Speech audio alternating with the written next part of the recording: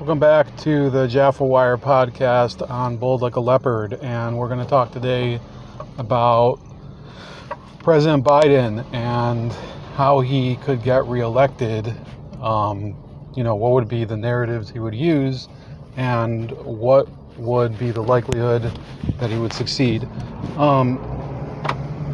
I wanted, of course, to, as always, tell you to go to the link tree in the description, find me on all the different social media and video hosting sites, whether it's Rumble, BitChute, or Odyssey. My Substack newsletter is there. My Subscribe Star is there if you want to tip me. And let's get into the topic.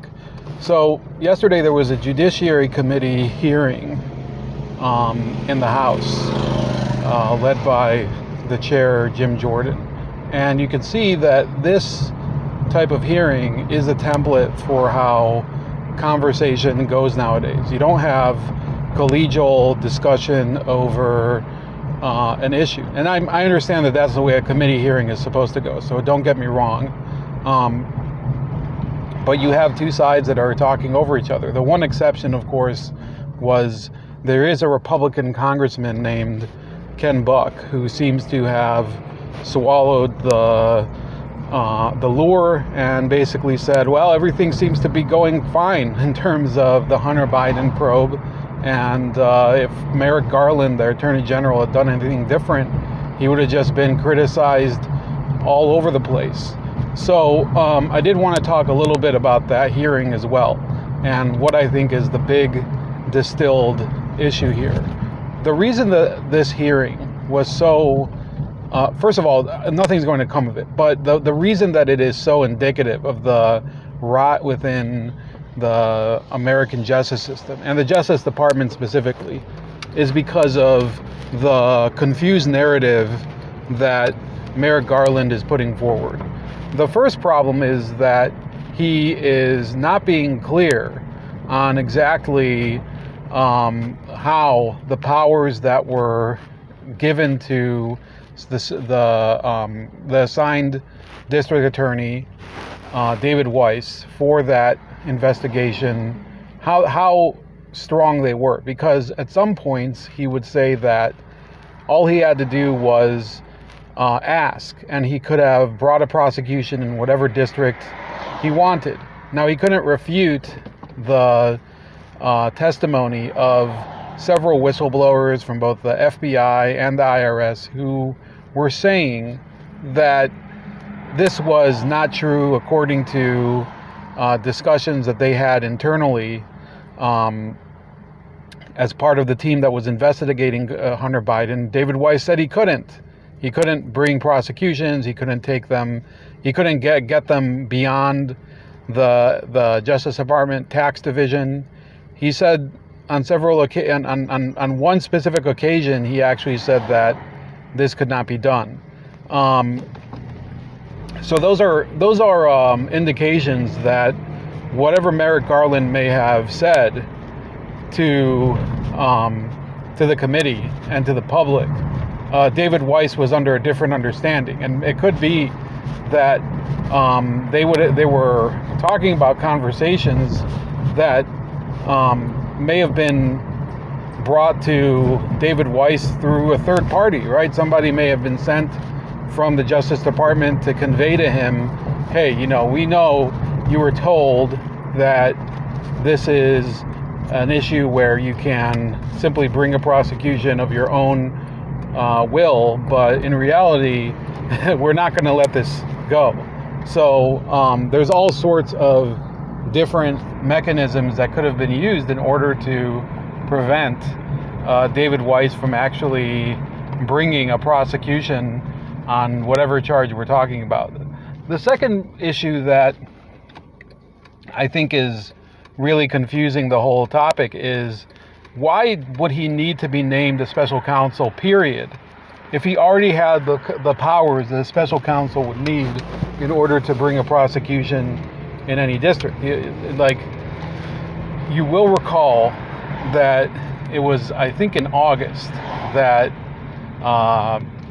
Merrick Garland named David Weiss to be the new special counsel. He wasn't the new special counsel. He was the previous investigating district attorney who is now a special counsel to investigate the Hunter Biden matters, right? So let's be clear here. Up until then, he had all the powers that he would need. But so what was the whole point of having him become a special counsel at all? That is the big question. Like, what is being, where's the beef? That's the big question. What would be the advantage of him being a special counsel now as opposed to before, when it's just a matter of titles, if we're talking about it? And it really brings to sharp relief how poor the messaging is from the Justice Department on virtually any issue. Now, the Democratic side during the committee hearing were doing everything they could. First of all, they would spend about 30 seconds trying to say that everything that the Republicans are saying, besides Ken Buck, of course, is a conspiracy theory.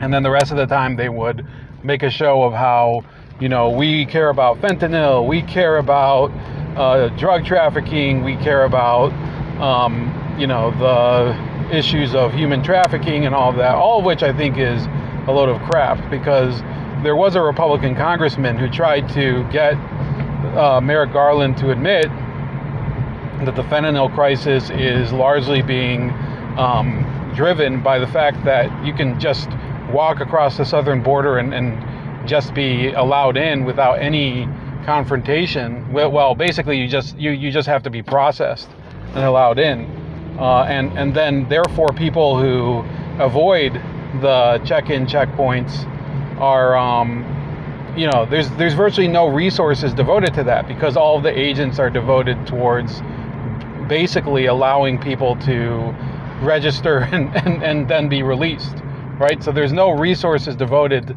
to actually interdicting smuggling through the border, or there's far fewer, because so many agents are being diverted to processing illegal aliens that are coming through and claiming asylum. So Garland was basically just pretending that he was doing the whole ostrich act, like head in the sand. I don't really know what the significance of it is, and that's all that you can expect from somebody like him.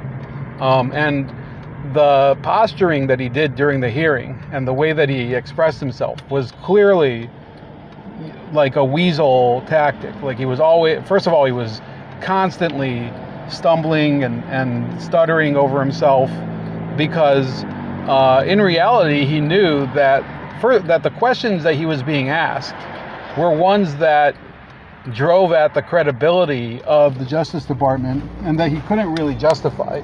For example, the idea that he was that his department had allowed tax violations by Hunter Biden to lapse because through the statute of limitations. He kept trying to say, "Oh, this isn't really something I can talk about because I am, of course, I've given over any coverage of the case to the special counsel, David Weiss." But those were issues where they were asking him in general, like, why would a prosecutor allow statute of limitations to lapse, right? So it's basically like their position is, you can't ask us questions because there's an ongoing case involving this issue. That's not the way it's supposed to work. They couldn't ask him questions about the case itself without expecting that answer, but they could ask him about issues that would have come up that might come up during that case without mentioning it. So basically it was a huge waste of time, and I believe that the impeachment inquiry that is upcoming is going to severely undermine a lot of the answers that Merrick Garland gave during the hearing. A lot of the things he was saying included saying, "Oh, I'm not going to go into departmental deliberations on decisions." Well, then what's the point of having oversight over the Justice Department? That's the whole point of having committee hearings, so they could figure out whether the executive branch department is appropriately addressing certain topics. And it actually hurts confidence not only in the Justice Department itself, but in the Judiciary Committee, because then you start to ask, well, if you can't discuss it in the committee hearing, then why have committee hearings at all? So I don't think it really helped the Republicans either. Let's talk about the main topic. So Hunter Biden is not running for president. However, his dad is. And President Joe Biden is going to be, I think he's going to be 83 in 2024 or 2025 would be the day he would be re-inaugurated for a second term.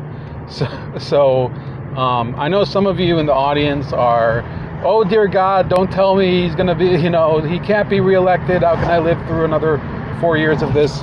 Well, let's just explore that, okay? I don't care how hard it may be to think about another 4 years of this. But the truth is that with the way that the electoral system can be manipulated, it's not that hard to imagine that the Democrats could easily force this issue and get Biden across the finish line again. After all, it was pretty crazy the way they did it the first time, with all the manipulation, with all of the media, the media stifling, and with all the censorship and all of that. So do you really believe that after 4 years they will have said, oh, you know what, let's forget it, let's just go back to the way it was, and whatever, Biden isn't that good, so we're just going to have a clean election, right? Do you really expect them to do that? I don't. So on the one hand, I'm always going to say that President Biden has an advantage here beyond just incumbency. He also has a system that's favorable to him.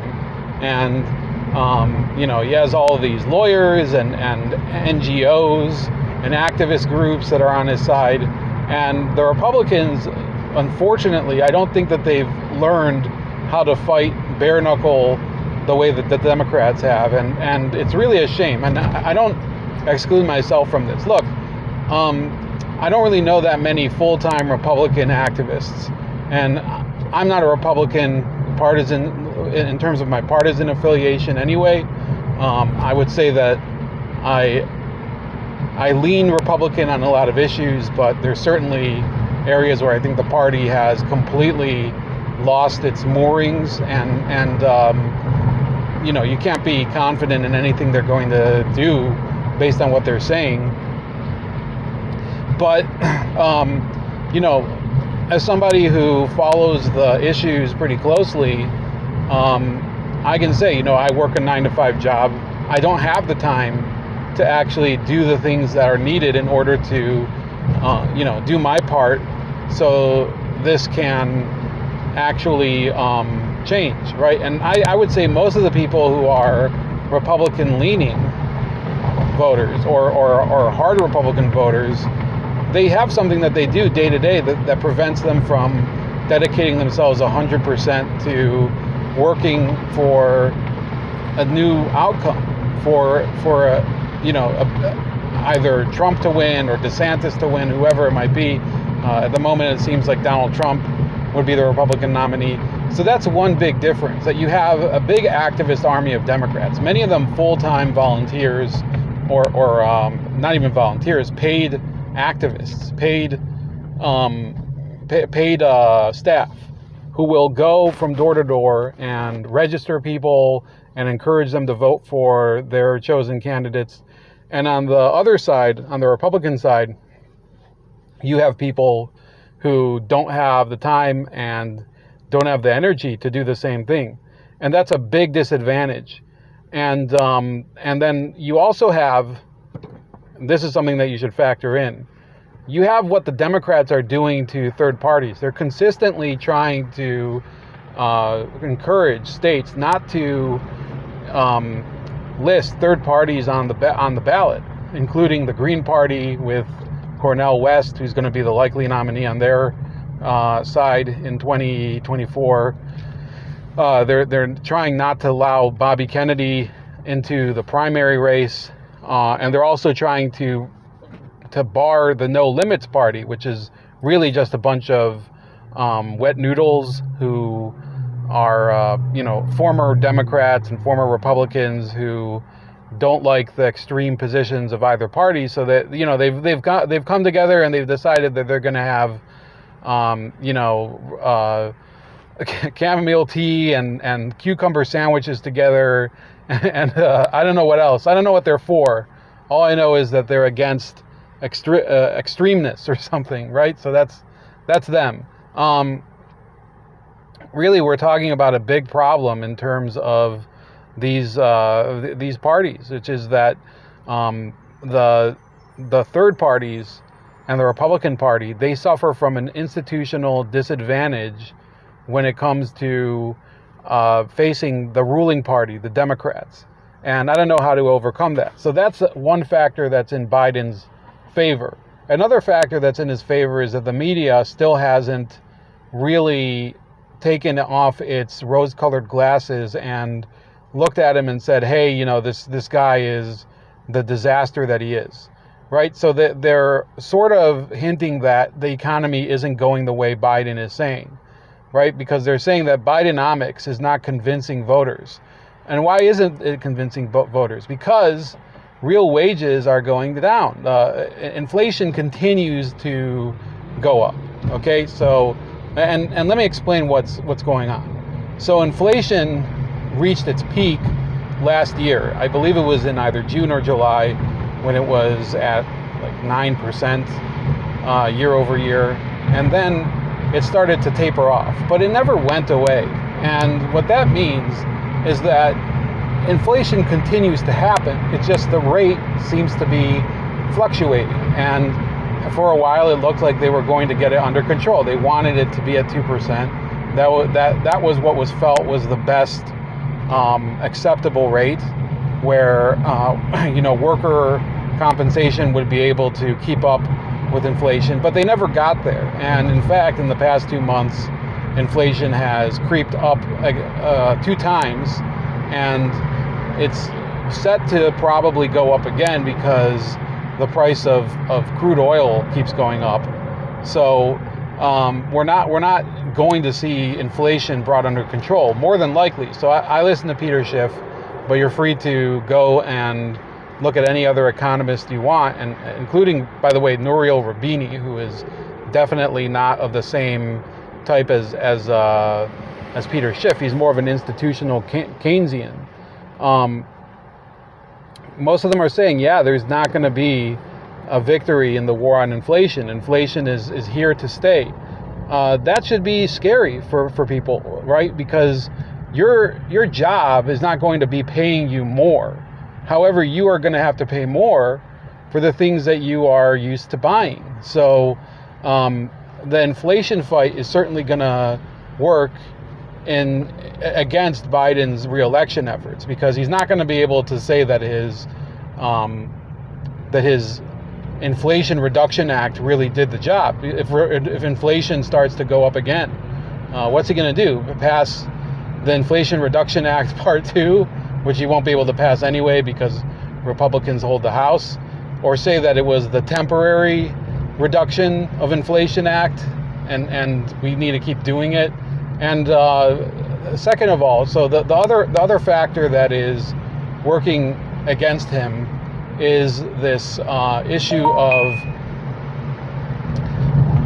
of his foreign policy and the fact that he continues to embarrass the U.S. on the international stage. There was this disastrous press conference in Hanoi, Vietnam, where he was basically incoherent and clearly tired.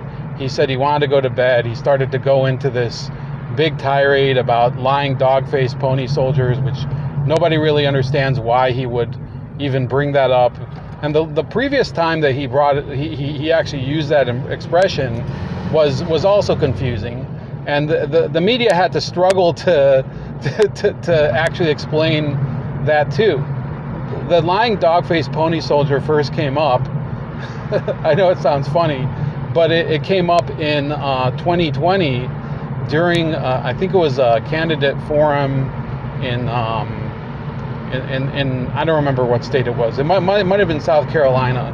And this woman was asking him a question, and Biden had asked if she had taken part yet in a primary or a caucus. And she said she hadn't, and he called her that.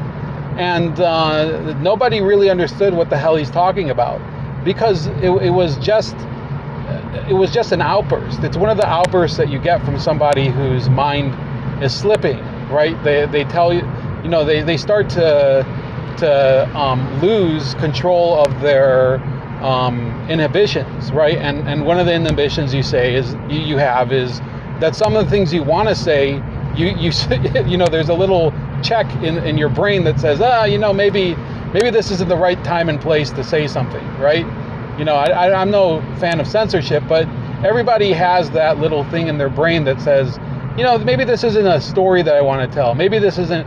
Maybe I need to read the room here.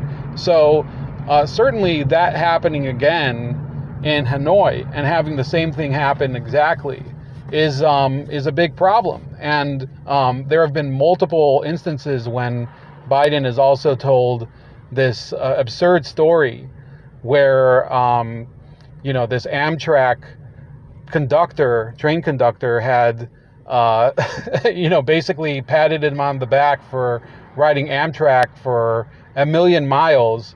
That never happened either. And it's been fact checked to death. And people have said, yeah, this is a story that's a bunch of nonsense. Nobody really knows why Joe Biden tells it. What is the point even at that point, really? Because who cares? So you took Amtrak a lot. Like, why should anybody care, right? He lived in Delaware. He would commute back and forth to Washington.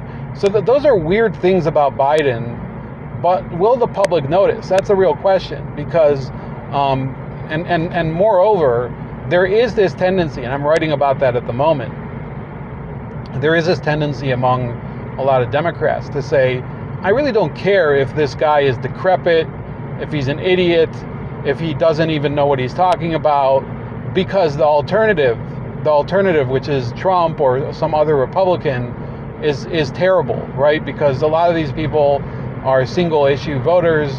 For whatever reason, there are enough people out there who are willing to vote for the Democrats because they believe in what they call reproductive freedom, that it is enough to help the Democrats in a number of constituencies where otherwise everything is going south, right? Can you imagine that in states like Illinois, where people are fleeing, right? There's more and more people leaving every year, right? And from Chicago in particular, Chicago's population is dropping, and yet so many people are willing to vote Democrat either out of habit or out of partisan affiliation, or out of, they believe that the Republicans are racist or something, or because of abortion, right? And yet, nothing seems to be going well in Chicago, right? It's a city where, I've been following reports. There's a channel on YouTube called Nate the Lawyer. He breaks it down exquisitely, okay?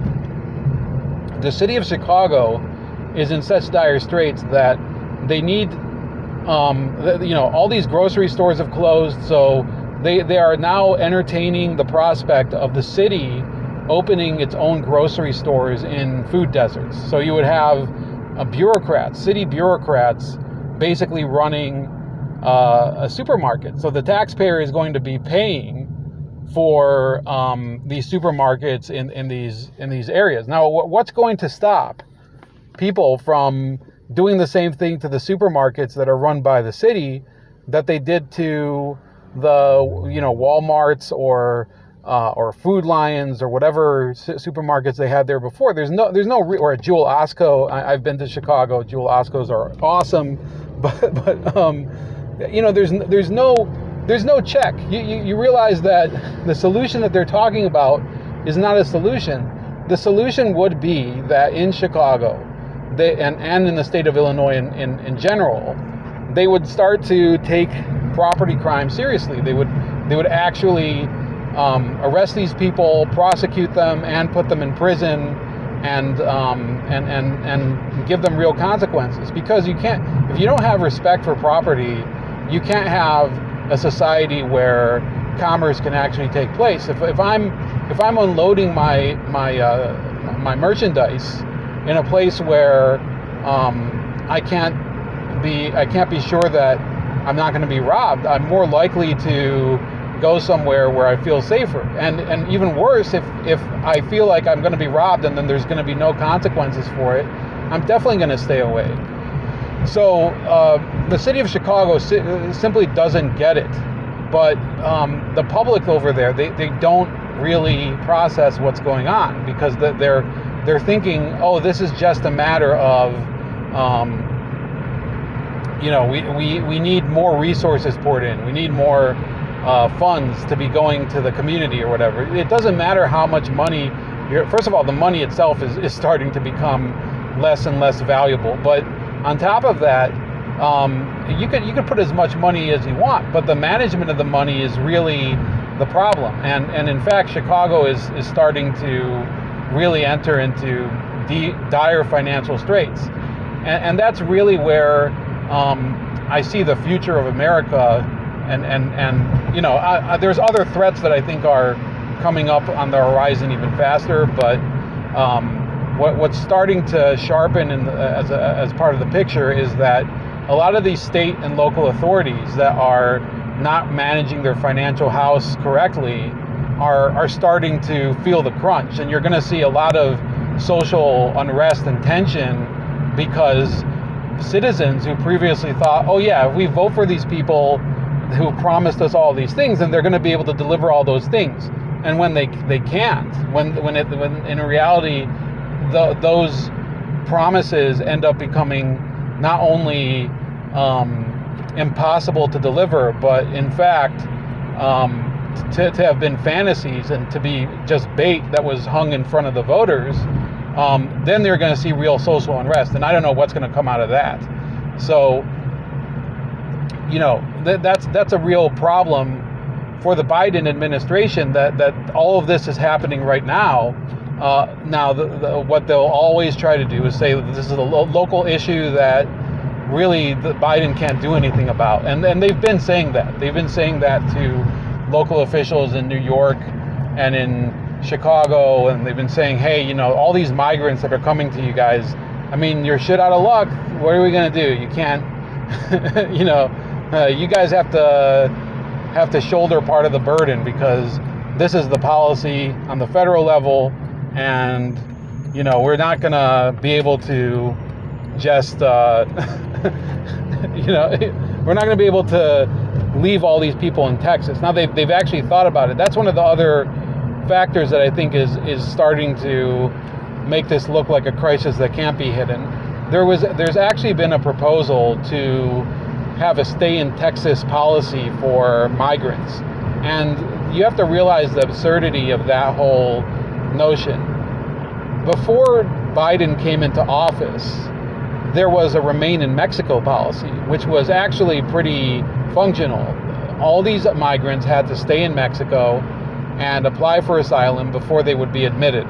And that definitely put a damper on attempts to cross the border and claim asylum, because then, the immigration courts would first of all, so the ICE would be able to tell them, hey, you have to stay on the other side and then come in, because you're not even a Mexican citizen. You're from whatever country it is, El Salvador or Peru. So, Mexico is a third country. Just stay there up until you can get an immigration hearing. So the Biden administration did away with the remain in Mexico policy. They said, we'll just let you come, apply for asylum, and we'll let you go inside the U.S. and then you'll have your hearing. Well, then what's happened? A lot of these people, obviously the Texas and Arizona and the other border states have been overwhelmed, but a lot of the people who came in did not stay in Texas. They went to other states. They've gone. I mean, I've heard that in some areas of Maine, they've had big influxes of migrants. If you really, I mean, think about how absurd that is. That Maine, which is all the way on the other. Most Americans have never even been to Maine. They couldn't even name a city in Maine. Maine might as well be a foreign country. There's no. I mean, no offense if you're from there, because I'm sure it's an amazing state. And I hear a lot about the natural beauty up there, and the, certainly the fishing. I heard there's even surfing up there. I don't think the migrants are going to Maine to surf, but this is how absurd it's become, that you have migrants that are traveling clear across the country, and certain jurisdictions can't handle it, and New York is one of them. And the Biden administration has said, hey, whatever, you're going to have to just suck it up. But then now they're trying to have this remain in Texas policy, which I think will be rendered unconstitutional, because if we're talking, they're complaining at this point about freedom of movement for the migrants, because the governor of Texas has put these barriers on the Rio Grande that try to prevent people from wading across the Rio Grande River. Well, so if you won't discourage people from crossing the river to get into the U.S., why would you discourage them from leaving the state of Texas? So, what gives the U.S. the right to do that if they, it's patently ridiculous. And I don't know if it will hold up in court. What if the Biden administration tries to impose a remain in Texas policy? But basically, it's one of these attempts to appease these jurisdictions that are mainly Democratic voting, like Chicago and New York, that they're doing right now. They're trying to say, hey, let's try to make sure that not too many people flow into our cities and overwhelm our systems. So that's with regards to immigration. It's a total disaster on the Biden administration's part, and that's I believe it'll impact their support in a number of these states. But will it really matter? It's a big question. Another factor I think that will definitely put a damper on their attempts to get reelected are the two crises in Ukraine and in Taiwan. So in Ukraine, up until now, they've succeeded in keeping the fighting as, they've wanted it to be more decisive in Ukraine's favor, obviously. That's why there was this big counteroffensive over the summer that hasn't really achieved the goals that they've wanted. Now, they always try to say, well, the counteroffensive actually was a success or whatever. But truly, if it was a success, there would be a big milestone they would point to, like the capture of a larger city or something like that. And that didn't happen. And the time is running out for that to happen.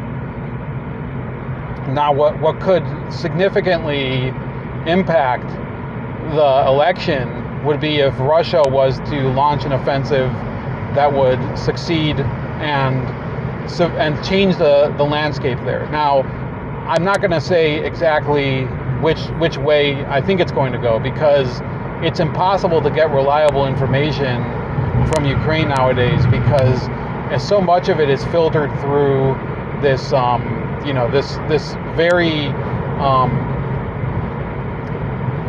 very friendly communications apparatus that supports Ukraine, right? So nobody wants to assess whether Ukraine is actually succeeding or not. And by the way, if Ukraine was succeeding in the war, it would be something that Americans would be able to at least celebrate, that this was a successful effort, right? I don't necessarily agree at all with the American decision to be involved in Ukraine and Russia's conflict at all. But I'm saying from their perspective, they would have something to celebrate. But if there was to be a downturn in the war, if Russia was to achieve a breakthrough and Ukraine was to be forced to sue for peace, or if a lot of their equipment was lost and it would basically be wasted on Ukraine because a lot of it came from here, yeah, I would say that would be a big black mark on the Biden reelection agenda, because they would say, you know, what would they say at that point? That we tried everything we could, but whatever, you know, they were saying the whole time that they were going to win with this offensive or with whatever other initiative that they had going, and instead, if the war goes the other way, that would be a significant damper on his reelection efforts. Likewise with China, if China was to invade Taiwan and moreover succeed, then that would make the Biden administration look extra incompetent, because they have to have been looking at this for the past few years, knowing it's going to happen, and yet to have it succeed would show that the U.S. doesn't really provide any deterrence. That anybody, it's like that moment, if you will, when Bo Jackson ran and what was the name of that linebacker? It was Bo Jackson versus the guy from the Seahawks. So there was a linebacker for the Seahawks who was extremely well known. His name escapes me for now, but he was known as one of these guys who was tough enough of a tackler that runners would avoid him. And there was one point where Bo Jackson simply plowed through him and into the end zone, and that was the end of it. Nobody really was afraid of that guy anymore. That would be the moment, because China would basically prove to the world that the U.S. isn't the superpower that it used to be. And I think it's already being proven. And lastly, so the thing that would be a big damper on his reelection efforts, and that could possibly force him to step aside and allow somebody else to run, is the Hunter Biden situation. And you have to understand that, you know, there are many Americans who are willing to live in denial. They're willing to believe this absurd idea that Hunter Biden was involved in all these shady deals, and that he was able to do it without any help from Joe Biden and no involvement whatsoever. But you have to be incredibly naive to think that. And yeah, there are plenty of people who are that gullible, but they don't always remain that way. And with time, I think a lot of people have started to admit that, yeah, this isn't exactly the innocent situation that we were claiming it was. That there's clearly, first of all, that they were denying for a long time that anything that Hunter Biden did was illicit. That's been proven incorrect.